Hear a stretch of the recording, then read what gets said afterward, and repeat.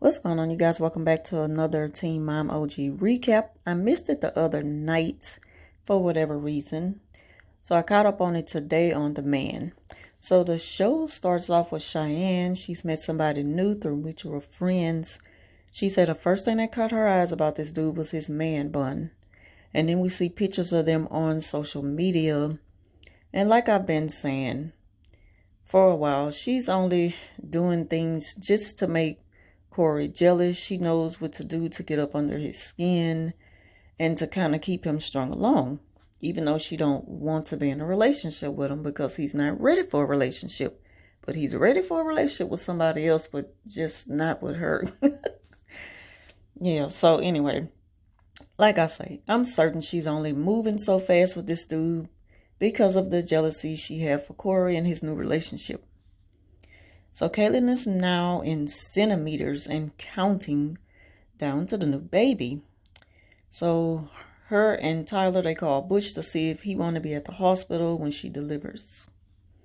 Macy has been worrying about Maverick's speech lately, and she's been online doing a little research, which I don't agree with, doing like medical research. Even though we worry about a lot of things that we see happening with our bodies, it's never a good idea to go and do this, this self-diagnosis online because, we can be reading into things and it's so far away from what's really going on with us. Best thing to do is just make a doctor's appointment as soon as you can so you can have a little peace of mind. So yeah, so they're gonna go and see a doctor about Maverick's speech. Amber is in LA for work and she wants to meet up with Cheyenne and Corey. Because apparently Corey mentioned something on last season's reunion about her knowing what she signed up for when she, just kind of started with wanting to quit the show again from everything that had been dealing with last season.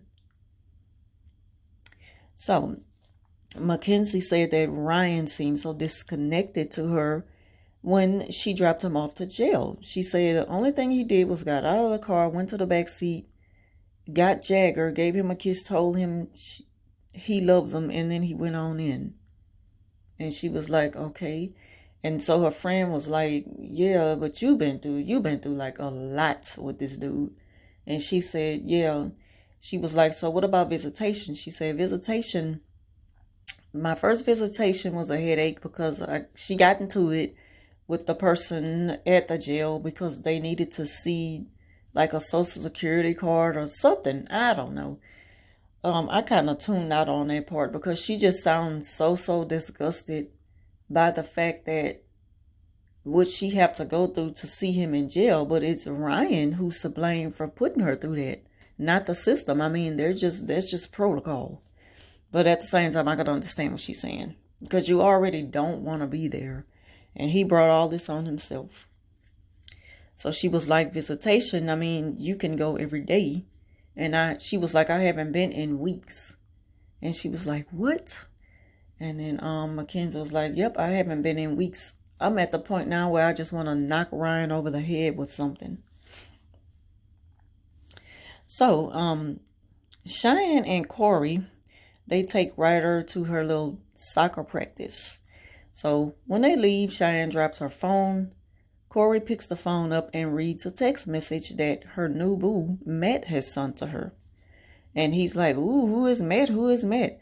And I'm like, Cheyenne, she knows she likes this. This is just what she wants Corey to do. She wants Corey to question her about whoever it is that she's seeing now and all that kind of stuff. So she's blushing and playing like, boy, don't worry about who it is. That's my business and all that. She knowing she want Corey to ask her who it is. So anyway, and not that he really cares. He's just asking for the sake of being nosy and stuff. And you know how some guys are. They want to see how to do look, just to kind of compare themselves to the new person. But he doesn't care, like, as far as wanting to be with her. So yeah, she can calm down with all that. And so, yeah, so Butch is supposed to come with Caitlyn and Tyler to the hospital. But now he's nowhere to be found. He's not answering his phone. No, nothing. So Caitlyn went into labor and they rushed to the hospital. And then you see this video, the beautiful baby girl, Veda Luma. Macy and Taylor's been worried about Maverick's speech. So they went on and took him to the doctor to see if it's something more to worry about other than stuttering. Amber and Andrew is stuck in traffic on her way to her next destination. Andrew decides to take this big cup and just suck it all the way down while they're stuck in traffic, knowing that this is going to fill his bladder and he's going to need to, use the bathroom soon.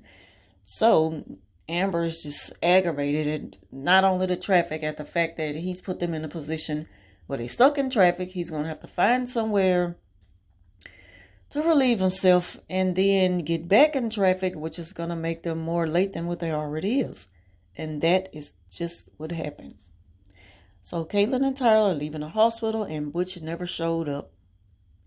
Corey and Cheyenne, they're together along with Amber and Matt. And Corey and Cheyenne are together. And they were talking about, I'm so sorry, y'all. I'm reading some notes. And I've confused myself on what I put down. Corey and Cheyenne together. I don't know. But anyway, I'll go back to it. It'll come back to me. I apologize for that. Dang, and I was on a roll. So he asked her when was she... Oh, Corey and Cheyenne were having this conversation again while they were in a car for whatever reason. Oh, they were, leaving the game? You know how they film and they'll show one scene and then they go to another scene and they come back to them. So they were leaving Ryder's soccer practice. And so Corey is still asking Cheyenne about who's this Matt dude. And then he brings up Taylor and was like, so when are you gonna decide when Taylor can come and meet Ryder? And then she just didn't really want to talk about it, just kind of stalling or whatever. She was like, so what happened to all this? I enjoy being around Ryder and just getting to know her and all this. And he was like, it's been a great year, it's been lovely. But at the same time, the dude is entitled to have a personal life. And so, but we all know how that goes. And it is her kid, so if she don't want anybody around her child, she have the right to that. That's just something Corey gonna have to deal with. So the doctor says that he don't see anything abnormal with Maverick's speech. Everything seems to be pretty normal for his age. And just give it some time and he'll just grow out of it. But to me, it seems like Macy's speech been a bit different lately. I've been noticing this since the first episode. Even though I spoke ill of it in a joking way, I still feel bad now because I noticed that earlier in the show, and I just didn't mention it, early in tonight's episode, and I just didn't mention it. But it just seems like she's hesitating when she speaks now. Not so much stuttering, but I don't know. It's just something that concerns me. It's just something that concerns me a little bit. So Amber and Cheyenne and Andrew and Corey, they all meet up. And Amber wants to ask Corey about the comments about her knowing what she signed up for. And so he apologized for his insensitive comments. And all is well between the two now. Cheyenne's supposed to be reaching out to Taylor. And that's another thing that they spoke about when they were in the car together. The little scene that I just kind of just drew a blank on. When they were in a car together, he also mentioned well, maybe you should reach out to Taylor. And she was like, I don't know about that. And it's like she's just trying to get off subject. She was saying, but maybe we can go on a double date. Me and Matt and you and her. And then Corey was like, And she know that Corey, it don't even have to be all that. Because if anything, she just met this dude and talking about it's a courtship and all this kind of crap. Knowing that it's not even something she's really into. She probably... I already know what it's all about. It's all about a jealousy thing. Just trying to make Corey jealous. Just trying to you know, just trying to have him right where she want him to be. And she don't want him with anybody, especially since he's happy and just enjoying himself with another person. And he's still taking care of his child. And she's just out here single and miserable. So it's like, now she has to hurry up and find someone so it doesn't seem so obvious. So anyway, she's supposed to have been reaching out to Taylor about meeting Ryder, but now, since she's sitting with her family, they giving her all kind of reasons why she shouldn't want to. And so I'm pretty sure the next time she talks to Corey, she's going to let him know, well, I don't think that we should do this. Watch. Even after making Corey think, yeah, it's a good idea we can meet up, since she's supposed to be so happy now with this new guy she met. And then if she know Corey going to take care of his child. Oh, and that's another thing.